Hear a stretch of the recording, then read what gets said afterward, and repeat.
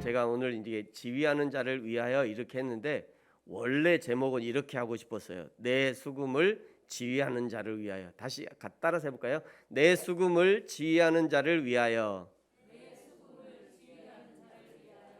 이렇게 내 수금을 지휘하는 자를 위하여 요것까지 하면 너무 길 것 같아서 그러면 좀 빼고 싶은데 뭘 뺄까 하다가 지휘하는 자를 위하여. 성경은 지휘하는 사람을 위하여 이렇게 돼 있어요. 근데 제목은 지휘하는 자를 위하여 이렇게 정했습니다. 이제 오늘 하박국의 마지막 부분입니다. 짧은 3장으로 구성된 하박국 선지서의 마지막 부분입니다. 지난주에는 시기오롯에서 셀라로 슬픔과 탄식과 애가의 노래에서 셀라를 기점으로 기쁨과 감사와 찬양과 영광을 돌리는 노래로 변화되기를 원하시는 하나님의 마음을 확인했었습니다. 그 하나님의 지휘 포인트가 셀라였어요. 대만과 바란, 구원을 상징하는 거죠. 출애굽을 상징하는 거였어요. 이 대만과 바란을 말씀하시면서 구원의 감격이 노래의 변조의 포인트가 되고 인생의 터닝 포인트가 된다는 것을 알려주셨습니다. 하나님을 만난 사람은 모든 것이 변화될 수밖에 없는 거예요. 하나님의 구원의 은혜를 맛본 사람은 변화되지 않고는 견딜 수가 없는 것입니다. 구원받았다 하는 사람이 변화되지 않는 것이 이상한 일이에요. 하나님의 구원을 말하면서도 여전히 변화되지 않는 사람이 있다면 그 사람의 구원을 다시 한번 점검해 봐야 될 것입니다. 그만큼 하나님의 은혜는 강력한 것이고 구원의 은혜는 강력한 것입니다. 지난주에 3절의 셀라 이후에 하박국의 변화된 기도가 오늘 이제 본문의 내용이에요. 먼저 앞선 두 번의 기도를 한번 살펴보겠습니다. 1장 2절부터 4절까지가 하박국의 첫 번째 기도, 첫 번째 질문이었어요. 질문이면서 이것은 첫 번째 기도인 거죠. 1장 2절에서 4절까지 내가 부르짖어도 하나님은 대답하지 않으시고 내가 외쳐도 주님이 왜 구원하지 않으십니까? 3절에 내가 왜 나에게 죄악을 보게 하십니까?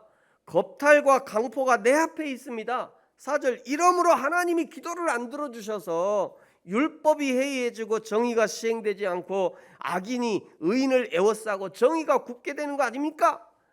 마치 지금 이 이스라엘의 상황이 하나님의 탓인 양 하나님을 몰아세우고 있어요. 두 번째 기도는 1장 12절부터 나와 있어요. 이번에 조금 더 하나님을 몰아붙이는 게 아주 심해진 것 같아요. 12절에 보니까요. 주께서는 만세 전부터 계시지 않았습니까? 주께서 심판하기 위해서 그들을 두시지 않았습니까?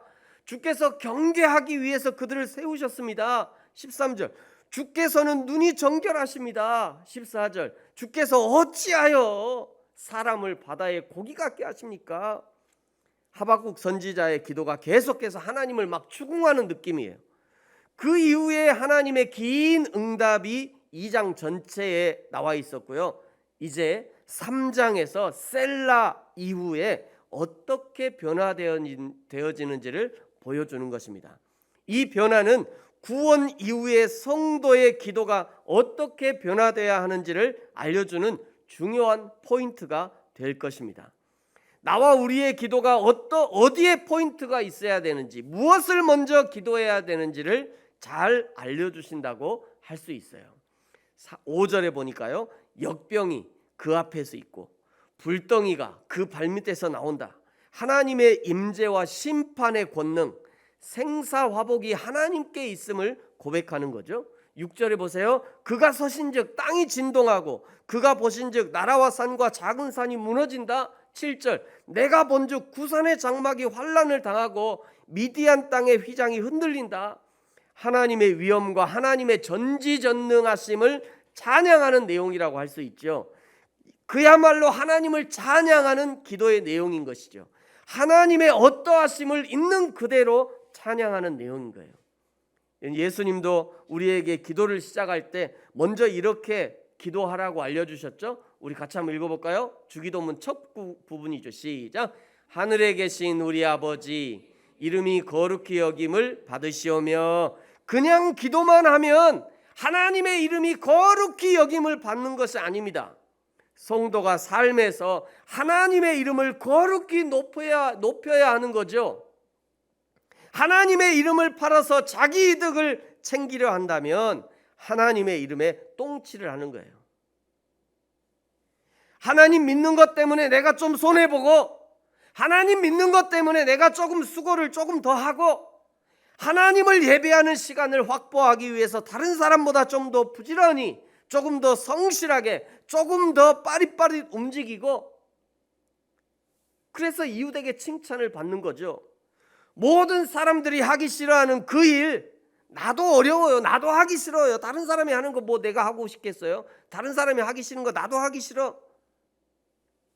그러나 누군가 해야 한다면 하나님을 믿는 내가 조금 더 감당해주고, 그리고 누군가 너 왜 그렇게 사냐? 왜 그런 어려운 일을 자초하냐? 아니 왜 더러운 일을 마다하지 않고 자원해서 감당하냐? 누군가 이렇게 묻거든 베드로전서 3장의 말씀을 대답해 주래요. 이렇게 대답해 주라 말씀하잖아요. 우리 15, 16, 17 같이 한번 읽겠습니다. 시작. 너희 마음에 그리스도를 주로 삼아 거룩하게 하고 너희 속에 있는 소망에 관한 이유를 묻는 자에게는 대답할 것을 항상 준비하되 온유와 두려움으로 하고 선한 양심을 가지라. 이는 그리스도 안에 있는 너희의 선행을 욕하는 자들로 그 비방하는 일에 부끄러움을 당하게 하려 함이라. 선을 행함으로 고난을 받는 것이 하나님의 뜻일진데 악을 행함으로 고난받는 것보다 나으니라. 아멘. 이것이 그리스도인의 삶이어야 한다고 말씀하는 거죠. 그래야 하나님의 이름이 거룩함을 받는 거예요. 지난주 목요일에요, 아침 묵상 그 시간에 누가복음 17장을 이렇게 다루면서요, 하루에 7번씩이라도 회개하고 용서를 구하면 너희가 용서해 주라. 예수님 이렇게 하니까요, 이 제자들이 뜨끔했던 것 같아요. 그걸 어떻게 해요? 그러면서 이제 그 제자들이 예수님께 요청하는 것이 바로 5절입니다. 사도들이 주께 여짜오되 우리에게 믿음을 더하여 주소서. 자기에게 그런 믿음이 없다는 걸 이제 간파한 거죠. 예수님이 원하시는 것과 자기들이 갖고 있는 믿음의 그 차이를 생각한 거예요. 그래서 예수님 우리에게 믿음을 더해 주십시오. 그랬더니 예수님이 이렇게 대답하셔요. 우리는 매우 깊게 이 예수님의 마음, 예수님의 말씀을 가슴 깊게 새겨야 됩니다. 17장 6절에 예수님이 이렇게 대답하셨어요. 같이 한번 읽겠습니다. 시작. 주께서 이르시되 너희에게 겨자씨 하나일 만한 믿음이 있더라면 이 뽕나무더러 뿌리가 뽑혀 바다에 심겨라 하였을 것이요 이것이 너희에게 순종하였으리라. 아멘. 너희에게 겨자씨 하나만 믿음이 있었더라면, 이 말은 겨자씨만한 믿음도 없냐 너희들을 보니까 겨자씨만한 믿음도 없네, 이렇게 예수님이 질책하는 것이 아니에요. 너희에게 지금 겨자씨 하나일 만한 믿음이 있지 않느냐, 왜 그 믿음을 사용하지 않느냐 라고 교훈하고 있는 겁니다. 그 겨자씨만한 믿음을 사용해서 이 뽕나무도로 명하면 이 뽕나무도 너희에게 순종할 거야, 이런 말씀을 하는 거예요. 예수님이 행하시는 창조주 하나님의 능력, 그것만 쳐다보고 있지 말고 이미 너희에게 허락하신 믿음을 사용하라는 거예요. 이미 너희에게 있는 믿음을 사용해라. 비록 그것이 겨자씨만한 믿음이라 할지라도 그것을 사용하면 뽕나무를 옮겨 바다에 심기는 역사가 이룰 것이다. 있는 믿음도 사용하지 않으면서 하나님이 창조의 능력을 부어주신들 사용하지 않는다면 무용지물이 되는 것이죠. 사랑하는 성도 여러분, 하나님이 이미 저와 여러분에게 믿음을 허락해 주셨습니다. 하나님을 믿는 믿음을 이미 우리에게 주셨어요. 예수님의 십자가의 구속의 은혜가 사실이라는 것을 믿는 믿음을 이미 우리에게 허락해 주셨어요. 오늘 지금 내가 죽어도 하나님의 천국에서 눈뜰 것이라는 믿음을 이미 허락해 주셨어요. 이제 우리에게 이미 주신 믿음을 사용해서 하나님의 영광을 드러내야 되는 거예요. 내 삶으로 하나님의 이름을 증거해야 되는 겁니다. 그 하나님이 지금 나와 함께 하심을 확인시켜 줘야 돼요. 그리고 그 하나님이 당신과도 함께 하기 원하신다고 해줘야죠. 이것이 전도인 거죠. 겨자씨 하나일 만한 믿음이 있다면 그 믿음으로 기도하고 말이죠. 겨자씨 하나일 만한 믿음이 있다면 그 믿음으로 봉사하고 헌신하고, 겨자씨 하나일 만한 믿음이 있다면 그 믿음으로 하나님께 영광을 돌리는 거예요. 우리에게 무슨 믿음이 더 이미 다 주셨는데 뭘 더 필요합니까? 다 주셨잖아요. 하나님이 다 주셨어요. 이제 그 다 주신 걸 갖고만 있지 말고, 하나님 나 좀 더 주시오. 조금만 더 주시오. 제발 그러지 말고, 조금 더 주면 할게요. 그러지 말고 이미 있는 그거 겨자씨만한 믿음으로도 저 뽕나무가 뽑혀서 바다에 심기라면 심긴다고 하잖아요. 그런데 문제는 사용하지 않는 것이 문제예요. 믿음이 있는데 하나님이 나에게 믿음을 주셨음에도 불구하고 사용하지 않으니까 이게 문제인 거예요. 그거 사용하라는 거예요. 그거. 하나님의 이름을 높이는 찬양을 고백한 후에 오늘 이제 8절부터는요, 실제 역사 속에서 일어났던 하나님의 역사들을 기억하면서 높여드립니다. 여러분 8절을 보세요. 여호와께서 말을 타시고 구원의 병거를 모시고 강들을 분이 여기시고 강들을 노여워하시고 바다를 향해서 성을 내셨다. 출애굽 과정을 그대로 묘사한 거죠. 그죠? 출애굽 과정. 홍해가 갈라지게 하셨고요. 홍해에서 이스라엘은 무사히 건너게 하시고 이집트 병사들은 그냥 수장시키셨잖아요. 요단강도 또 건너게 하셨어요. 지금 이 과정을 고백하고 있는 겁니다. 9절에 활을 꺾으시고 쏘시고, 또 여기서도 셀라가 등장하고 있죠. 셀라. 3절에서 셀라는 지휘자가 애가에서 기쁨과 희망의 노래로 변조시키는 그런 포인트였다고 하면, 여기에서 9절에서 셀라는요, 하나님이 하신 일을 쉴 새 없이 쭉 알려주시다가 야 잠시 쉬었다 하자, 이 숨표의 역할을 합니다. 하나님이 하신 일 출애굽부터 쫙 얘기하다가 여기서 셀라 쉼표의 역할을 하고 있는 거예요. 그 다음에 강들을 쪼개셨대요. 여호수아 3장 15절 이하에 보면요, 이스라엘이 가나안 땅으로 진입할 때 요단강이 이제 가로막혀 있었잖아요. 그래서 이스라엘 제사장들이 먼저 이 언약궤를 들고 먼저 들어가잖아요. 그때 요단강이 아담성의 변두리에서부터 물이 켜켜이 쌓였대요. 저 쌓인 거 보세요. 물이 쌓여 있잖아요. 지금 물이 안 흐르고 쌓여 있는 거예요. 밑에는 흘러가고 위에 있는 물은 켜켜이 이게 물이 아담성읍에서부터 켜켜이 쌓여 있는 거예요. 그러다가 하나님의 언약궤가 요단강을 다 건너서 마른 땅에 서자 그 다음에 다시 물이 흐른 거예요. 이렇게. 물소리가 좀 작구나. 물이 말이죠. 물이 이렇게 아니 금방 켜켜이 쌓여있던 그 물이 이스라엘 백성이 건너가니까 물이 그냥 이렇게 다시 흐르기 시작한 겁니다. 막혔던 물이 다시 흐르는 이 광경을 강으로 땅을 쪼개셨다라고 표현하고 있는 겁니다. 이스라엘이 가나안 땅을 정복해 가는 과정을 알려주는 거죠. 10절을 보세요. 산들이 주를 보고 흔들리며 창수가 넘치고 바다가 소리를 지르고 손을 높이 들었나이다. 11절 날아가는 주의 화살의 빛과 번쩍이는 주의 창의 광채로 말미암아 해와 달이 그 초서에 멈추었습니다. 이스라엘과 가나안의 전쟁 상황을 묘사한 겁니다. 이스라엘이 들어가니까 그냥 사라진 게 아니에요. 여러분 우리는 잘 기억해야 돼요. 이스라엘이 저 가나안 땅으로 들어가니까 지네들이 알아서 가나안 땅의 족속이 다 사라진 게 아니에요. 어떻게 했어요? 전쟁을 통해서 이렇게 성취했잖아요. 그거를. 우리도 신앙생활은요 그냥 되는 게 아닙니다. 하나하나 믿음의 전쟁을 해나가야 돼요. 이 작은 겨자씨만한 믿음이 있다면 그 겨자씨만한 믿음을 가지고 이 작은 전쟁을 해나가야 되는 거예요. 전쟁을 해나가면서 하나씩 나의 믿음의 영역을 확보해 나가야 되는 겁니다.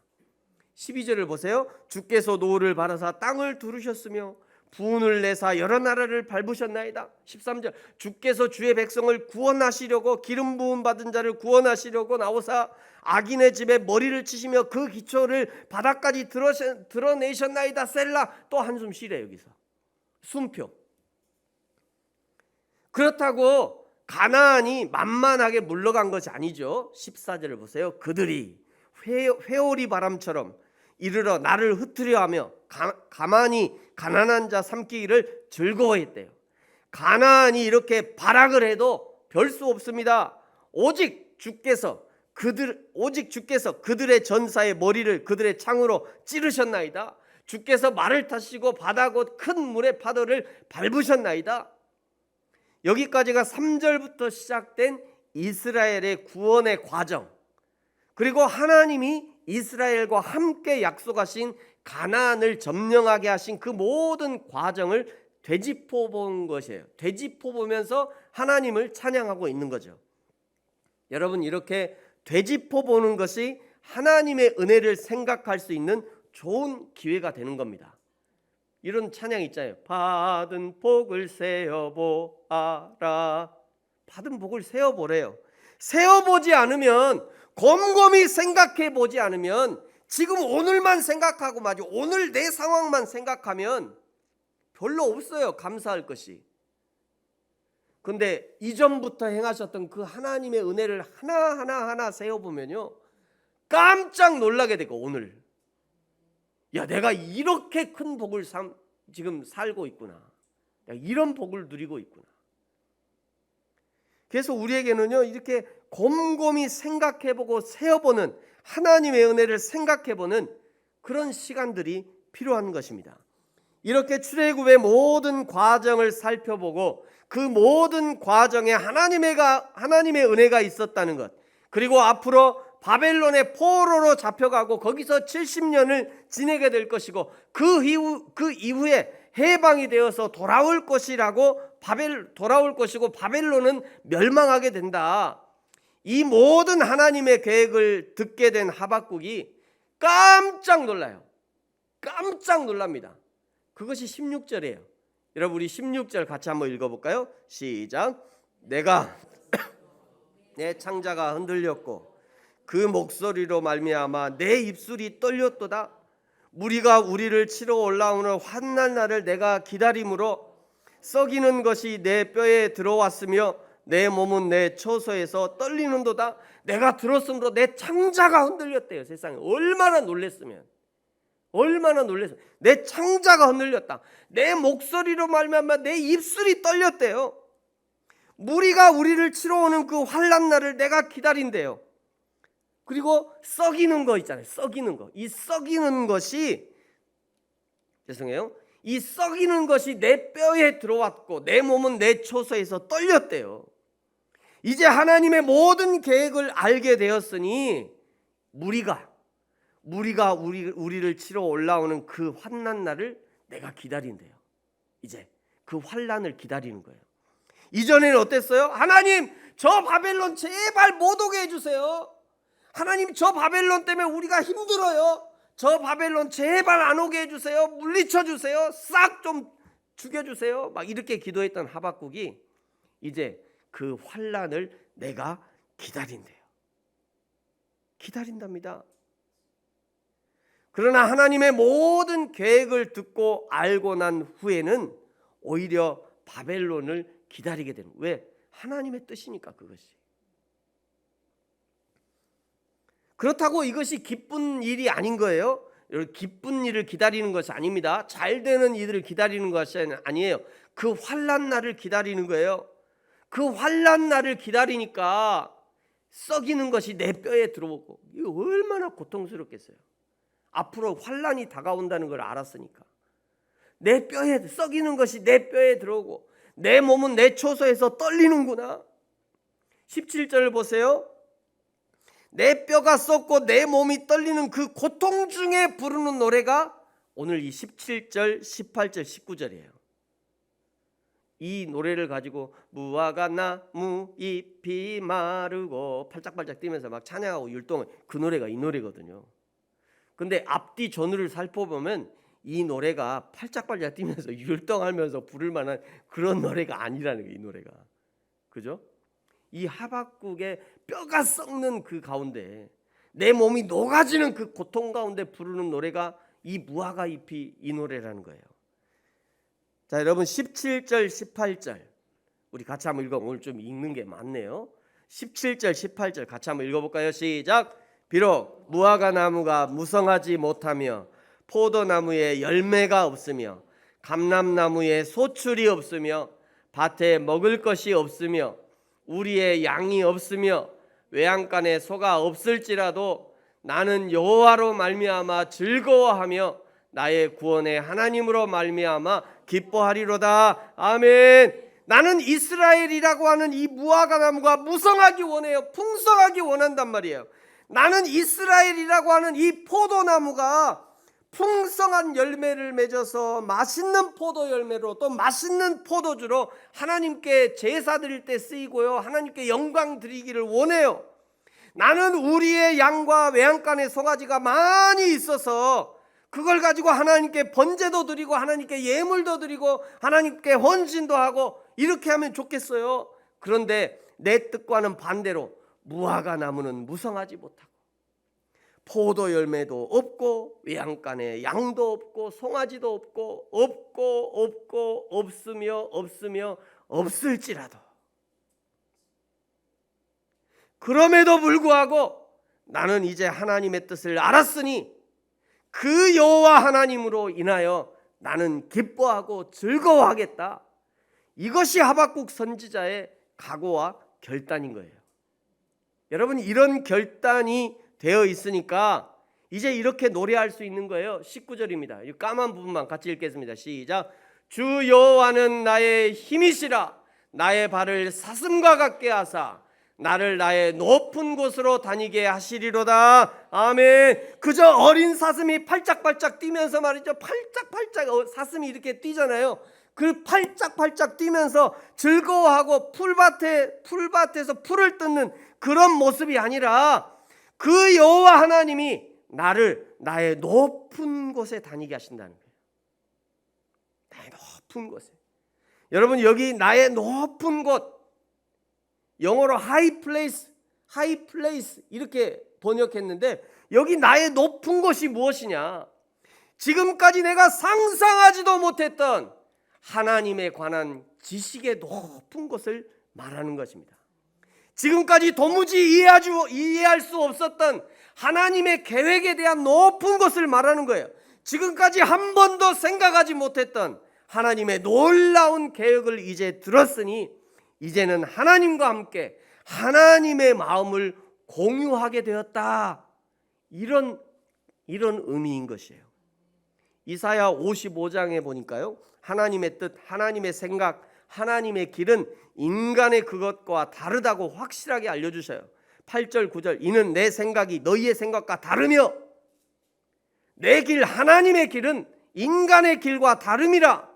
여호와의 말씀이니라. 이는 하늘이 땅에서 높음 같이 내 길은 하나님의 길은 너희 인간의 길보다 높으며 내 생각 하나님의 생각은 너희 인간의 생각보다 높음이니라. 인간으로서는 도무지 이해할 수 없는 하나님의 생각, 하나님의 길을 인간이 알게 되고 공유하게 되었으니 그것이 하박국 선지자가 생각하는 나의 높은 곳에 다니게 되었다. 이 고백인 거예요. 내가 드디어 하나님의 뜻을 알게 되었다. 내가 드디어 하나님의 마음을 공유하게 되었다. 이 고백하는 겁니다. 사랑하는 성도 여러분, 저와 여러분이 하나님의 뜻을 알게 되고 하나님의 마음을 알게 되고 하나님이 계획하신 인생의 계획, 이 세상에 대한 계획을 알고 하나님과 공유하게 되므로 저와 여러분이 상상하지도 못했던 인생의 높은 곳에서 주님과 함께 동행하는 축복을 누리시기를 예수님의 이름으로 축복합니다. 여기까지 알게 된 그 다음에 이제 하박국의 고백, 오늘 설교의 포인트가 되고요, 오늘 설교의 제목이 되고, 그리고 이 하박국 성경의 핵심 포인트라고 할 수 있습니다. 그것이 이 노래는 지휘하는 사람을 위하여 내 수금에 맞춘 것이니라. 여기 같이 한번 읽어볼까요? 시작. 이 노래는 지휘하는 사람을 위하여 내 수금에 맞춘 것이니라. 여기 이 노래는 3장 1절부터 시작된 하박국의 기도이고요, 하박국 성경 전체를 말하는 거죠. 이 하박국 전체는, 이 노래는, 이 기도는, 나의 질문은, 그리고 지금 하박국이 내 수금을 가지고 있어요. 개인용 수금을 가지고 있다는 얘기죠. 내 수금이 가지고 있다. 이 자기가 가지고 있는 이 수금을 누구를 위해서 맞췄다고요? 지휘하는 사람을 위해서 맞췄대요. 내가 노래도 만들었어요. 하박국이 시를 지은 거잖아요. 하박국이 내가 노래를 만들었어요. 나도 수금이 있어요. 그래서 내가 만든 노래를 나를 위해서 내 수금으로 내 마음껏 연주할 수 있지만, 그러나 하박국은 그렇게 하지 않겠다는 거예요. 나는 그렇게 하지 않겠다. 마치 오케스트라에서 이렇게 말이죠.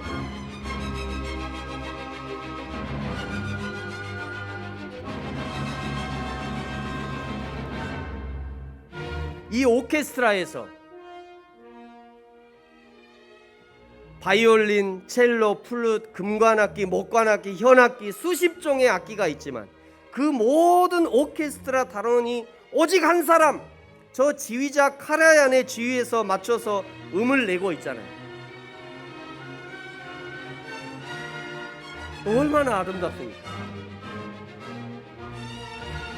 여러분, 지금 이 하박국의 각오와 결단은 내가 노래도 만들고 수금도 가지고 있지만 내 맘대로 노래하고 내 맘대로 수금을 연주하는 것이 아니라 철저하게 지휘자의 지휘에 맞추겠다는 결단인 것이죠.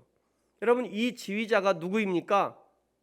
여호와 하나님이 우리의 지휘자가 되시죠. 여호와 하나님이 이스라엘의 지휘자가 되시는 겁니다. 여호와 하나님이 바벨론의 지휘자예요. 여호와 하나님이 온 천하 만물의 지휘자가 되시는 것이죠. 생각해 보면 나도요, 나의 수금이 있다니까요. 나의 꿈이 있어요. 나의 희망이 있어요. 내가 하고 싶은 것들이 있을 수 있어요.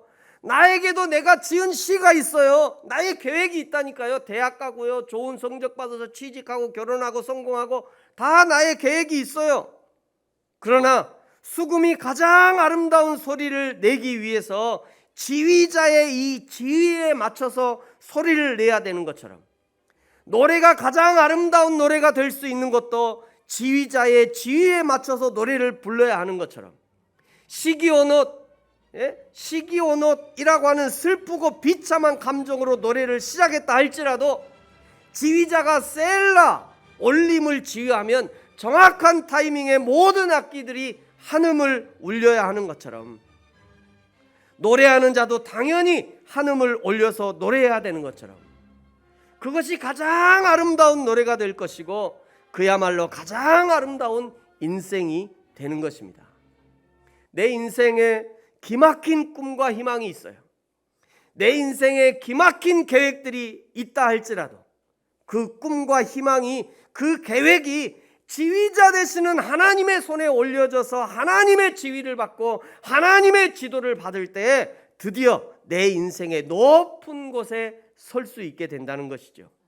사랑하는 성도 여러분, 저와 여러분의 인생의 노래가, 저와 여러분의 인생의 수금이 말이죠, 저와 여러분의 인생의 노래, 인생의 수금이 내 인생의 지휘자 되신 하나님의 지휘에 맞춰 가장 아름다운 노래와 가장 아름다운 연주로 여호와 하나님이 인도하시는 가장 높은 곳에서 아름답게 빛나는 인생으로 하나님께 온전한 영광을 돌려드리는 저와 여러분이 되어지기를 예수님의 이름으로 축복합니다.